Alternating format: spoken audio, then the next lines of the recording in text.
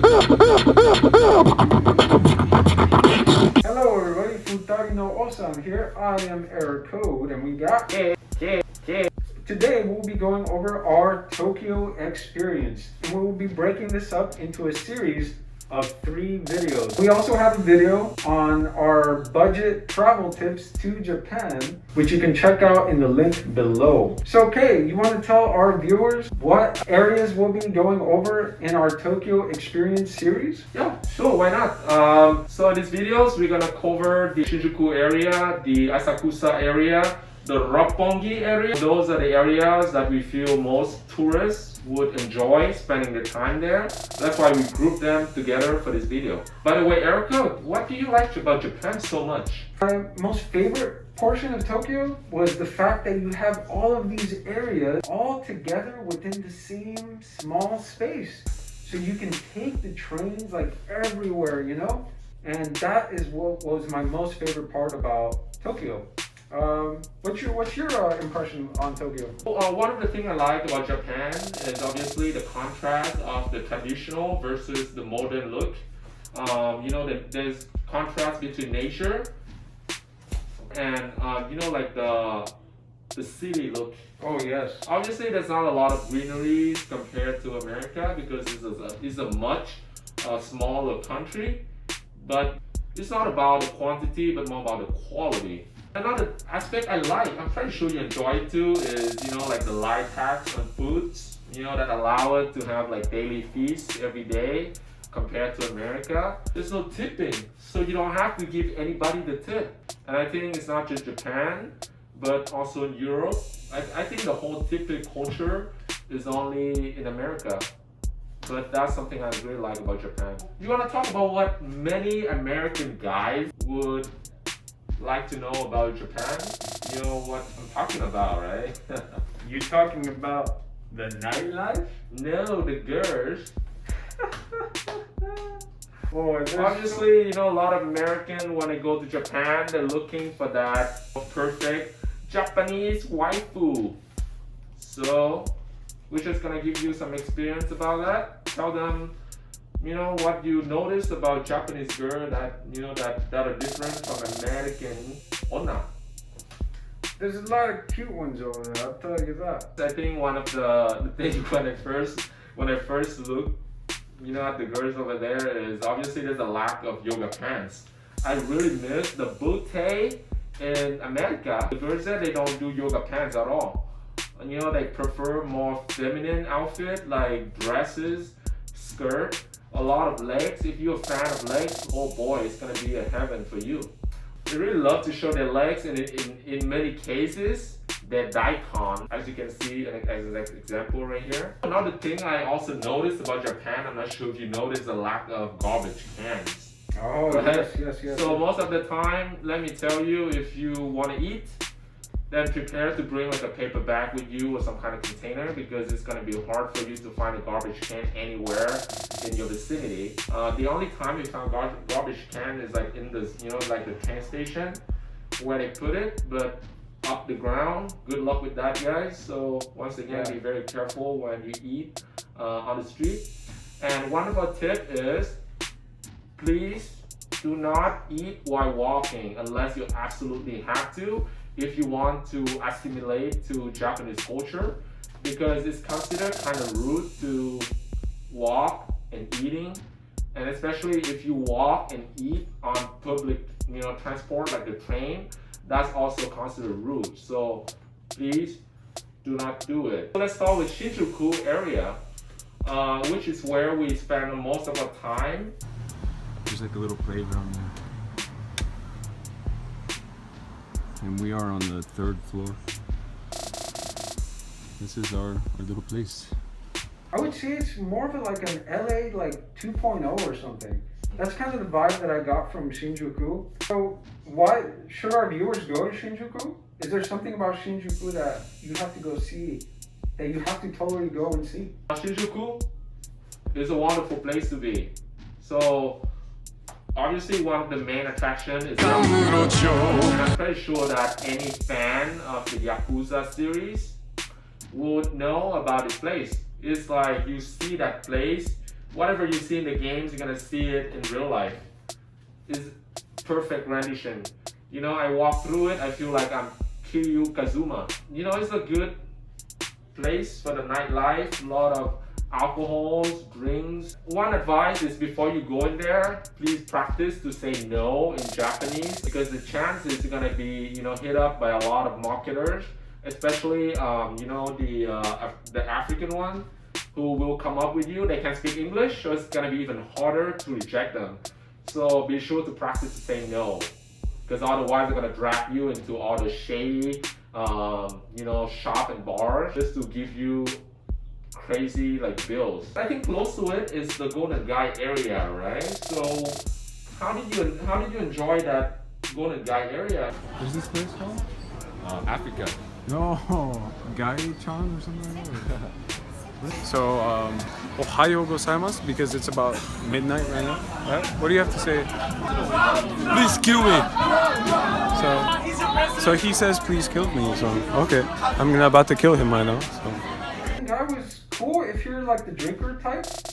I think if you're a person who enjoys bars. If you're an alcoholic like him. Yeah, if you're a huge drinker like this guy over here, you're gonna enjoy Golden Guy. How do you like the prices of the drinks over there? Kind of decent. I would say it's kind of like close to the prices that we have here. Like a beer might cost you like $6, right? What do you think about Golden Guy? For me, it's the fun is not about drinking. The fun is for me. You know, like when it's like in the early morning, 2 or 3 a.m.s, when we start to go home, you're gonna see a lot of like drunk people. You know, they sleep on the street, and a lot of people pass out just like in the middle of the street. For me, it was funny. I like to see those sights, and then people like vomiting, and then it's a mess. Complete mess. What else is cool about Shinjuku? Shinjuku is very close to Square Enix building. And right next to that building is a cafe. They have a massive, beautiful materia fountain, as you can see in this picture right here. They also have some Phoenix down in case you're dead from thirst. So, how do you like that cafe, Eric? I love the cafe. I mean, just that place alone would make me want to go to Shinjuku. We kept going back to that place. Like, we went like 3 times the entire time we were there, probably. It was great. We loved it.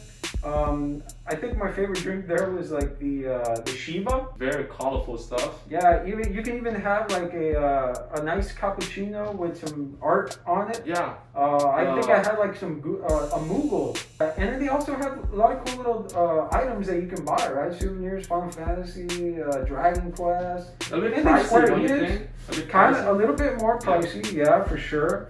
Totally worth going in there for sure. For sure. You gotta go.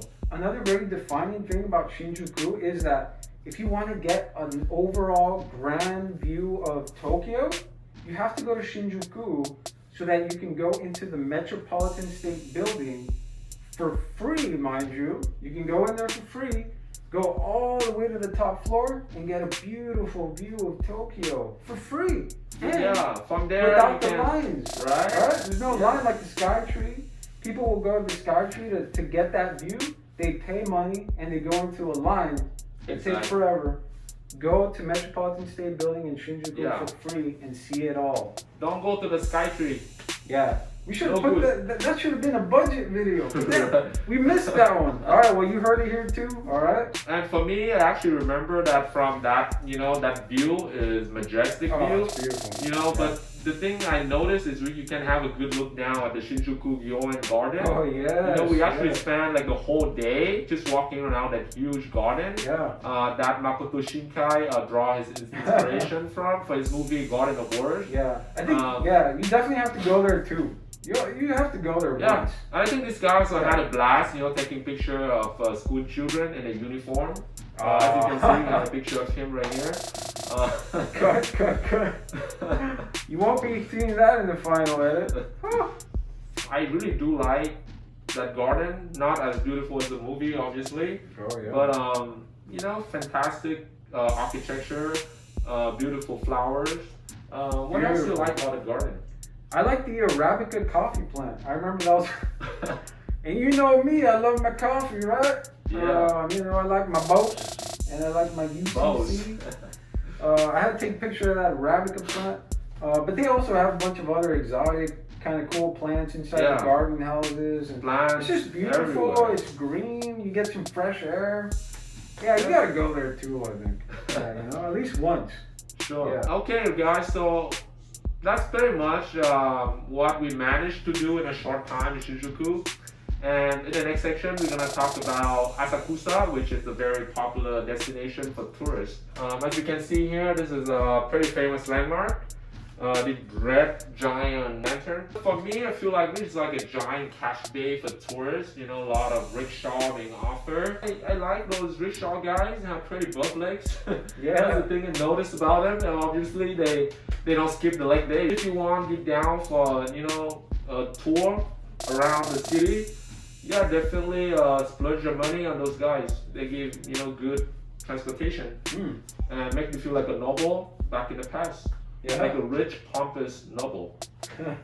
They know that tourists love to go into the streets, so that's why they kind of like jack up the price. And to be honest, I think some of the foods offered are pretty damn tasty though. As you can see in this little mochi, it was pretty good. I like it. How about you? Do you like Asakusa? The only notable thing that was for me is that you can actually see the big Asahi building. Like right next to it. Because he's an alcoholic. You see? So if you're a fan of Asahi, you actually go get to see their building, their brewery, and it's like in the shape of a beer glass, like a mug. You could go in there and actually buy a freshly brewed Asahi beer, but when we went there it was closed, so no beer for us. Alrighty, so now on to Ropppongi. Our experience in Ropppongi, well, let's say it wasn't the greatest of stories. Yeah, we got the worst luck. Like, we got there on a Saturday or Sunday, I forgot which day, but I know that it's one of the weekends. And we learned a very painful lesson that if you hang out in Japan at nighttime, be very careful on the weekends. So we didn't know that because, TGIF Friday, right? Friday, Saturdays are the day that Americans have funds. Let's hit the nightlife. Ropppongi. Yes. Public transportation closed early, so what happened is we hang out, we have fun, and then by the time that we want to get back, there was no train. So me and him has to walk is it 2 miles, 3 miles? I don't remember. It felt like miles and miles and miles and miles. So right now I am documenting the idiocracy that is us going out on the Sunday night in Tokyo because he's decided to not open anything on a Sunday night. So now walking 2 miles home, which is normally wouldn't be too bad, but our feet are f***ed up already, so. We learned it the hard way, so be very careful when it comes to Saturday and Sunday. And another thing about Ropppongi is, let me tell you, when you read all those reviews about Ropppongi, it's supposedly to be like a good place for Japanese women who are interested in gaijin, right? Well, let me tell you, this is no longer a haven for gaijin who don't speak Japanese and wish for Japanese women to jump on their laps. It's not gonna happen. It's deserted. I don't know if that information get updated, but when we went there, it's only like a couple years ago. And so Ropppongi, if you're not looking for the nightlife, I think you can skip Ropppongi. If you're interested in checking out the Tokyo Tower a little bit closer, you can go to Ropppongi, check out the Tokyo Tower. But yeah, otherwise it's just like a nightlife area with bars and stuff. How about that drink that we have? The drink that you were interested in trying in Japan. Oh yeah, you can have that drink anywhere. Do you want to have it in Ropppongi? It's called a highball. A little bit of like soda water with a little bit of whiskey and maybe some lime here and there. Where can we find low balls? Low balls? I don't know, man. Maybe low balls right here. Low balls. Low balls?